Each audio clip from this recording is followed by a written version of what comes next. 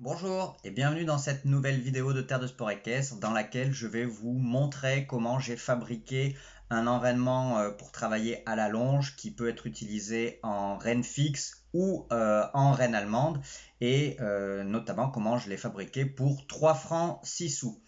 Donc, comme vous le savez, moi, je suis Simon Laforêt, un ancien cavalier du régiment de cavalerie de la garde républicaine. Et depuis 2009, je suis cavalier et coach en Normandie. Et par le biais de Terre de Sport Équestre, je vous propose des conseils pour progresser sur le plat et à l'obstacle et quelques astuces pour faciliter votre quotidien de cavalier. Et donc, comme j'avais expliqué dans plusieurs articles ou vidéos ou sur les lives Facebook que je propose tous les jours à 13h30 sur la page Terre de Sport Équestre, je vous avais dit que moi je longeais très souvent mes chevaux avec un enraînement, soit des rênes fixes, soit des rênes allemandes. Et notamment lors de ces lives-là, lors de ces articles ou de ces vidéos sur YouTube, je vous expliquais que je m'étais fabriqué un petit enraînement tout simple avec très peu de moyens pour éviter d'acheter entre guillemets l'enraînement fait exprès par telle ou telle marque qui coûte une blinde et qui finalement fonctionne pas beaucoup plus ou mieux que ce que je vais vous montrer. Donc là, mon objectif, c'est juste de vous montrer que voilà, pour, entre guillemets, comme je le dis, 3 francs 6 sous, vous pouvez avoir du matos qui est efficace, utile, et si jamais il venait à être abîmé par le cheval ou autre, ben, on a un petit peu moins les boules que quand on a mis une blinde dans telle ou telle marque. Donc, comme je vous l'avais dit, c'est rien de très compliqué. Donc, des rennes fixes, vous imaginez ce que c'est, hein. C'est une reine qui va partir du surfait et qui va aller se raccrocher à l'anneau du mort.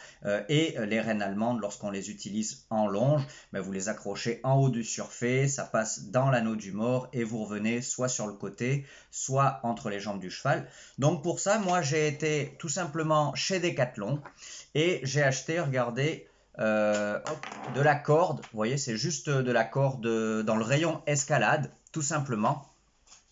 Et j'avais pris donc du coup de la corde de diamètre, comme vous pouvez le voir là, hein, regardez, de diamètre intermédiaire, parce que je savais pas vraiment. J'en ai pris deux bouts de un bon mètre 20. Je savais pas trop là encore le réglage, donc j'ai pris deux morceaux de 1,20 m parce que du coup, évidemment, vous allez avoir deux rennes fixes et deux rennes allemandes. Vous ne pourrez pas les utiliser comme des rennes allemandes montées, tout simplement parce qu'en gros, elles ne sont pas reliées l'une à l'autre. Et en plus de ça, j'avais acheté, regardez, 4 mousquetons comme ceci. Donc, c'est rien de très compliqué, hein, vous voyez, j'ai fait des nœuds. Donc, du coup, mon mousqueton, il est attaché à ma corde. Hop, et de l'autre côté, j'ai fait la même chose. Voilà, je vous le déroule.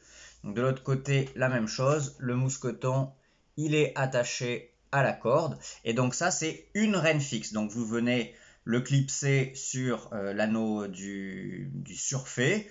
Et en fonction de la taille de votre cheval, vous venez attacher l'autre anneau directement à l'anneau du mort. L'autre mousqueton à l'anneau du mort. Et donc vous voyez ici, moi j'ai fait un petit bidouillage pour pouvoir allonger et raccourcir la taille de mes rennes fixes lorsque je les utilise en rennes fixes. Et quand je veux les utiliser en reine allemande, eh ben, du coup là je procède un petit peu différemment. Je viens accrocher mon premier mousqueton, tac, au surfait. Celui-ci, je viens le glisser et le passer dans l'anneau du mort et ensuite je vais le raccrocher entre les jambes du cheval et donc du coup vous avez évidemment deux rennes allemandes si vous voulez, une à droite, une à gauche. C'est pour ça que je vous disais que vous ne pourriez pas les utiliser montées. Et donc du coup moi ça me fait bien, donc là j'en ai pris qu'un pour vous montrer l'exemple, mais ça me fait bien deux morceaux de un bon mètre 20 de corde et 4 mousquetons. Et donc du coup, après, bah, vous pouvez travailler et alterner le travail entre les rennes fixes et les rennes allemandes en longe, hein. Ça, c'est vraiment pour travailler à la longe. Alors, tant que j'y suis, je vous redonne un autre petit conseil de plus, hein. Vous ne partirez pas les mains vides, comme on dit. L'avantage des rennes fixes, donc vous l'accrochez au surfait et directement au mort. de chaque côté, hein, évidemment. L'avantage des rênes fixes, c'est que ça va mettre en place le cadre, c'est-à-dire que ça va montrer à votre cheval qu'il a tout intérêt et qu'il n'a pas d'intérêt en gros à venir forcer contre la main. Là, en l'occurrence, à venir forcer contre l'enraînement attaché au surfait. Et donc, il va apprendre à se décontracter dans la rondeur, puisque soit il vient essayer de tirer sur l'enraînement, et ça va être désagréable comme situation, notamment dans sa bouche, soit il accepte de rester rond, et donc, du coup, il y retrouve une situation confortable. Donc peu à peu, finalement, vous allez pouvoir, une fois que vous monterez dessus, avoir un cheval qui ne va jamais plus chercher à tirer sur les rênes, tout simplement parce qu'il sait qu'il n'y a aucun confort pour lui à faire ça.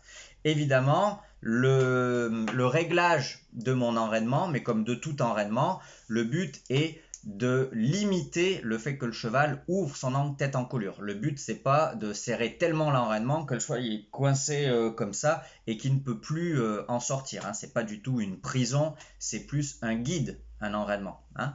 Et lorsque vous les utilisez en reine allemande, là, l'objectif, il est un petit peu différent, puisque non seulement vous allez avoir un peu le même procédé que les rênes fixes, c'est-à-dire que si le cheval vient s'appuyer dessus, c'est désagréable pour lui, donc rapidement il va trouver plus confort de ne pas résister contre l'enraînement, mais en plus ça va l'inciter, ça va l'inviter à descendre sa tête, à descendre sa nuque, et donc à vraiment étirer dans la décontraction et la souplesse l'ensemble de sa ligne du dessus.